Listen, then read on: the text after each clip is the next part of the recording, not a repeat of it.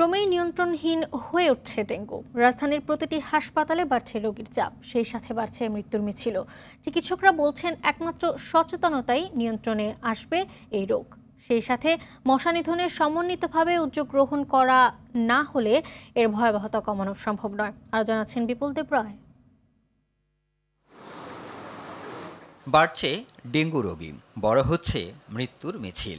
গেল মাসেই মারা গেল ৮০ জন রোগী। রাজধানীর হাসপাতালগুলোতে বেড়েছে রোগীর চাপ। মহাখালী ডিএনসিসি বিশেষায়িত হাসপাতালের ওয়ার্ড হতে শুরু করে আইসিইউতে রোগীর সংখ্যাও বাড়ছে।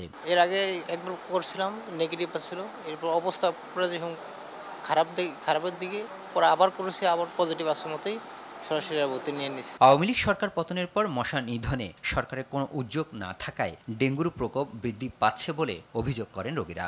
আগে যেভাবে মশার ওষুধ দিতেন, মশার ওষুধ দিত, পাশাপাশি ড্রেনেও আলাদা একটা স্প্রে দিত, সেটা এখন আমাদের চোখে পড়ে না। আমাদের এলাকার খুব বাজে অবস্থা, প্রচুর পরিমাণ মশা দিয়ে। তবে চিকিৎসকরা বলছেন সচেতনতার কোনো বিকল্প নেই। দ্বিতীয়বার আক্রান্ত হওয়া রোগীদের জটিলতা সবচেয়ে বেশি হয়। যার আগে ডেঙ্গু হয়েছে তার কিন্তু পরবর্তীতে যদি ডেঙ্গু হয়ে থাকে তাহলে তার ঝুঁকিটা সবসময় বেশি। তো এই ব্যাপারে সবাইকে যদি সচেতন থাকে সবাই, তাহলে এটা কিন্তু সহজেই মোকাবেলা করা সম্ভব। ডেঙ্গুর প্রকোপ একেবারে নির্মূল করা সম্ভব না জানিয়ে তিনি আরও বলেন, সমন্বিত উদ্যোগে এই রোগের প্রতিরোধ গড়ে তুলতে হবে। বিপুল দেব রায়, RTV, ঢাকা।